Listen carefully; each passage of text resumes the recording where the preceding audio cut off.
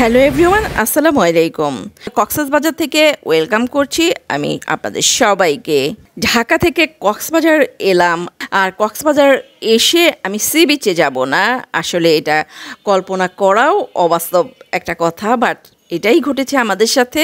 দেখতে পাচ্ছেন অনেকক্ষণ ধরেই কিন্তু রেডি হয়ে পায়চারি করছি, কখন বৃষ্টি কমবে, কখন আমরা নামবো। ঝুম বৃষ্টিতে আসলে নামা যায় না, বৃষ্টি কিছুটা কম হলেও কিন্তু যেতাম, বাট এখন দেখা যাচ্ছে বৃষ্টি কিছুটা কমেছে, এবার হয়তো নামা যাবে।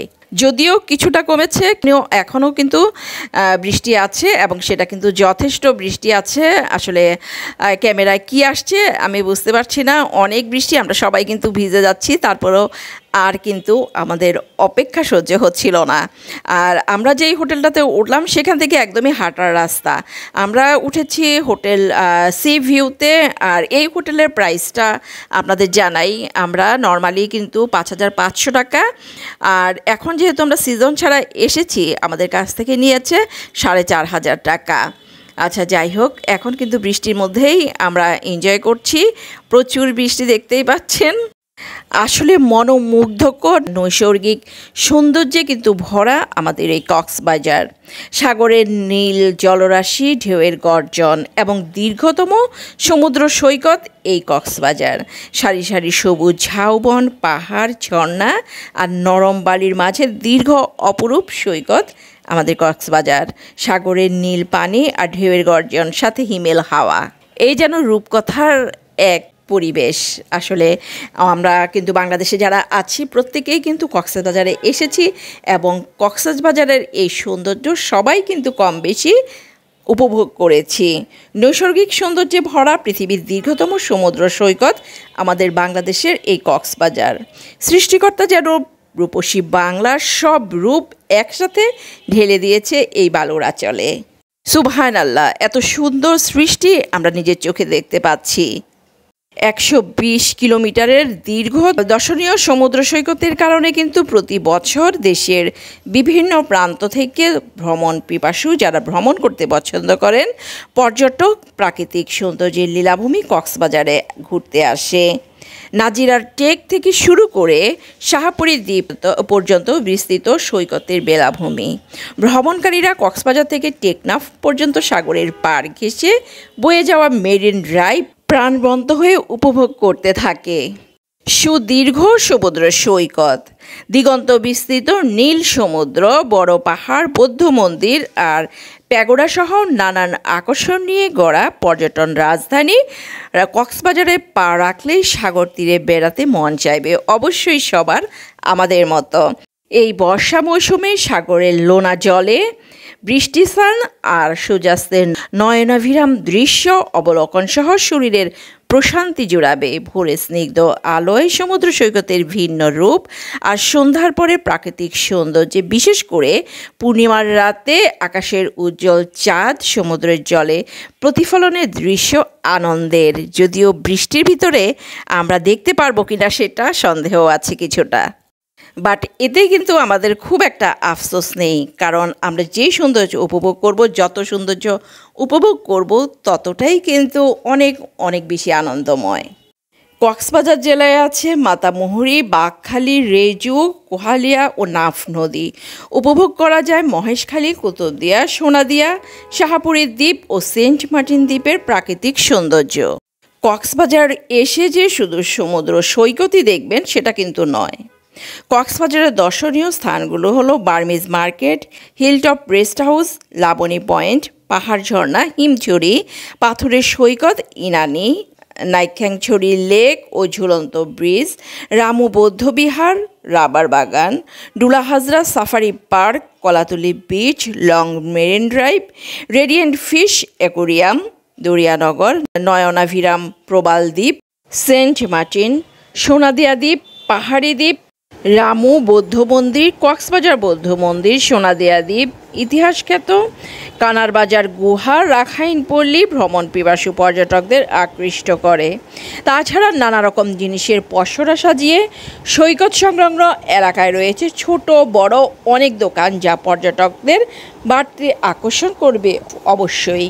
কেনাকাটা রয়েছে বেশ কিছু ভিন্ন আঙ্গিকের মার্কেট, বিশেষ করে প্রসিদ্ধ বার্মিজ মার্কেটে রয়েছে রাখাইন রমণীদের দ্বারা পরিচালিত বিভিন্ন রকম হস্তশিল্প ও মনোহরি পণ্যের দোকান। এছাড়া পর্যটকদের জন্য গড়ে উঠেছে ঝিনুক মার্কেট, ঝিনুক শিল্পের রকমারি জিনিসপত্রের প্রধান বিক্রয় ও বিপণন কেন্দ্র। তাছাড়া সমুদ্র সৈকতে রয়েছে ঘোড়ায় চড়ার ব্যবস্থা, speed board, water bike, motor bike, parasailing, surfing সহ নানা বিনোদনের ব্যবস্থা। বিশেষ করে কক্সবাজার শহর থেকে লং মেরিন ড্রাইভ সড়কে যাওয়ার পথে বেশ কয়েকটি প্রাকৃতিক ঝর্ণা, সমুদ্র আর পাহাড় সহ দর্শনীয় স্থানে দেখা মিলবে, যেটা দেখে আপনারা সবাই মুগ্ধ হবেন। সাথে চলার পথে সমুদ্রের গর্জন, পাখির কুজন ও পাহাড়ি ঝর্ণার প্রাকৃতিক পরিবেশ তো আছেই। কক্সবাজারে প্রায় 6 থেকে 700 ছোট বড় হোটেল, রিসোর্ট, গেস্ট হাউস আছে। অনেক হোটেল অনেক আগে থেকে সব হোটেলের অনেক আগে থেকেই প্রায় সব রুমই বুকিং থাকে। মূলত প্রতি বছর নভেম্বর-ডিসেম্বর মাস থেকে পর্যটন মৌসুমে শুরু হয়, সেটা চলে মার্চ মাস পর্যন্ত ধারাবাহিকভাবে। আর অন্যদিকে কক্সবাজার ভ্রমণে গিয়ে পর্যটকদের বেশি আকর্ষণ করে থাকে সামুদ্রিক বিভিন্ন মাছের মেনুর প্রতি। বিশেষ করে চিংড়ি, রূপচাঁদা, লইট্টা, কোরাল, টুনা ফিশ, ছুরি মাছ সহ মজাদার হরেক রকম শুটকি মাছের ভর্তার প্রতি পর্যটকদের অনেক বেশি আকর্ষণ থাকে। শহরের সুগন্ধা বিচের পাশেই আছে তাজা সামুদ্রিক মাছের ভ্রাম্যমাণ দোকান। সন্ধ্যায় বসে দোকানের পছন্দ মতো রকমারি সামুদ্রিক ভাজা মাছের স্বাদ নেওয়া যায়। দাম ঠিক করে পছন্দ মতো মাছ অর্ডারের কিছুক্ষণ পরেই মিলবে ধোয়া ওঠা গরম তাজা মাছ, যেন লোভনীয় মজাদার খাবার। সামুদ্রিক মাছের মধ্যে আছে চিংড়ি, লবস্টার, টুনা, রূপসা, সুস্বাদু রূপচাঁদা, স্যামন, কোরাল, লইট্টা ও কাঁকড়া সহ হরেক রকম তাজা মাছ।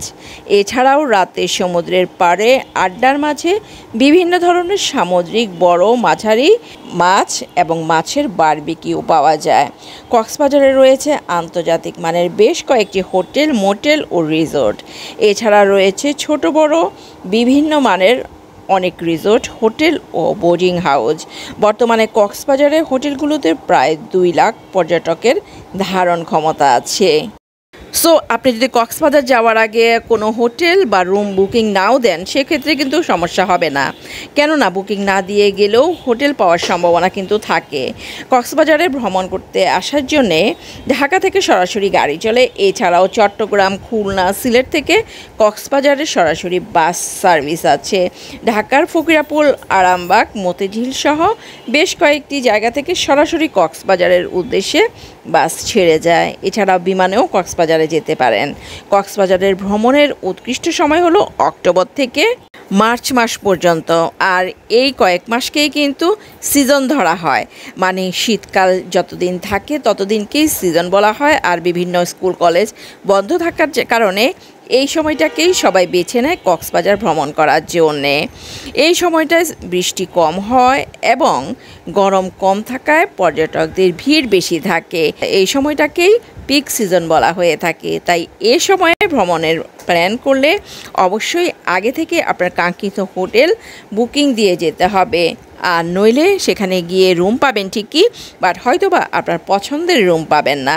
এই নিয়ে কক্সবাজারে কিন্তু আমি অনেকবার গিয়েছি, আর প্রত্যেকবারই কিন্তু পিক সিজনে গিয়েছি। সো খুব ইচ্ছে ছিল যে আমি একবার বৃষ্টির সিজনে যাব, মানে এই সময়টাতে কিন্তু কক্সবাজার যে ঢেউ, সেই ঢেউ কিন্তু প্রচণ্ড আকার ধারণ করে। এই সময়টা দেখতে কিন্তু অন্যরকম আলাদা একটা মজা থাকে। এই সময়টা কিন্তু এনজয়েরও অন্যরকম একটা অনুভূতি থাকে। দেখতেই পাচ্ছেন বৃষ্টির সময় কিন্তু ঢেউ প্রচুর থাকে, সমুদ্র কিন্তু অন্যরকম একটা রূপ ধারণ করে। বর্ষা সিজনের সমুদ্রের এই রূপ যারা দেখেননি, আমার রিকোয়েস্ট থাকবে একবার আপনারা দেখে আসবেন। সমুদ্র থেকে উঠে ফ্রেশ হয়ে আমরা চলে গেলাম খেতে। আমরা আসছি শ্বশুর বাড়িতে খাবো। আমরা কি খেয়েছি আর কত প্রাইস পড়েছে সেটাও কিছুটা আপনাদের সাথে শেয়ার করলাম, যাতে আপনারা পরবর্তীতে যখন আসবেন তখন কিছুটা হলেও হেল্প হয়। আর একটা কথা মনে রাখবেন, এই খাবারের প্রাইসটা কিন্তু দিন দিন বাড়ে। গত বছরও আমি গিয়েছি, তখন যে খাবারের প্রাইস ছিল কম, সেটা কিন্তু এখন ডাবল হয়ে গেছে। সো কিছুটা হলেও আপনারা আইডিয়া পাবেন খাবারের দাম সম্পর্কে। এখানে আসলে কি কোয়ালিটি ভালো, কোয়ান্টিটি কম, কিন্তু প্রাইস বেশি সব কিছুর। আজকে লাঞ্চের জন্য আমরা নিলাম এখানে সাদা ভাত, এখানে বিফ নিলাম, বিফ হচ্ছে 6-7 পিস, এটা কিন্তু 300 টাকা। ডাল কত? ডাল সম্ভবত 80 টাকা। করলা ভাজি 50। এখানে হচ্ছে লইট্টা শুটকি ভর্তা, ছুরি শুটকি 80 টাকা। আর অর্ধেকটা রূপচাঁদা ফ্রাই হচ্ছে 300 টাকা না, 300 টাকা। এই হচ্ছে আমাদের আজকের লাঞ্চ।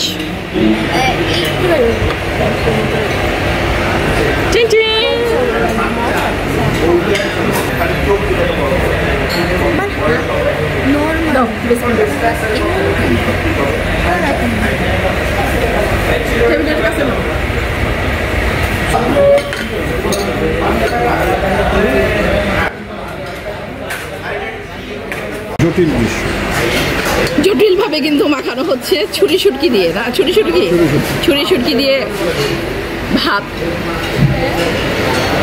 এর মধ্যে পেঁয়াজ, ধনিয়া পাতা, কি আছে, অনেক কিছু আছে। এটা কিন্তু অনেক মজা না?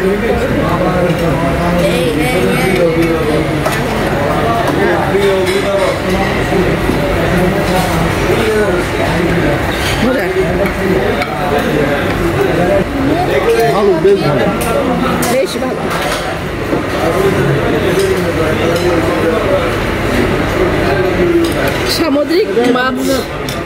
সামুদ্রিক মাছের আসলে তরকারি অনেক ভালো।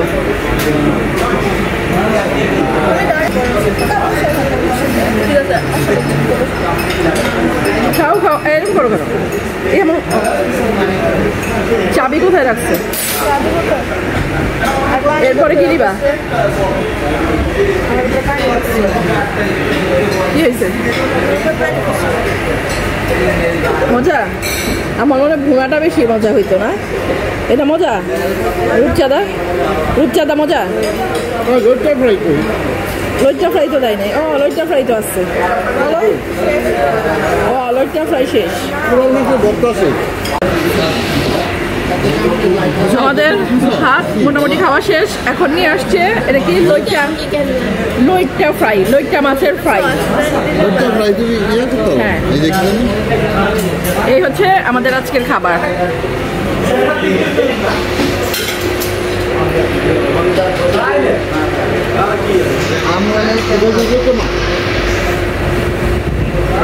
এরপর ডেজার্ট হিসেবে নিলাম আমরা এখানে কাস্টার্ড, এখানে দই, আর এখানে হচ্ছে পুডিং।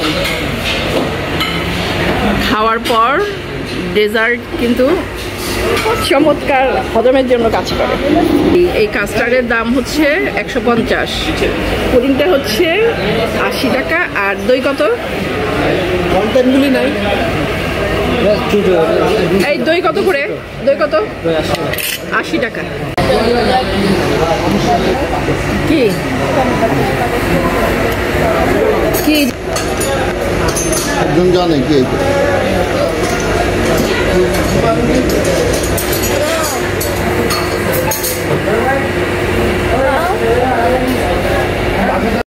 তো ঠিক আছে, আজ তাহলে এই পর্যন্ত। আবার দেখা হবে অন্য কোনো সময়, কথা হবে অন্য কোনো জায়গায়। সেই পর্যন্ত সবাই ভালো থাকবেন, সুস্থ থাকবেন। আল্লাহ হাফেজ।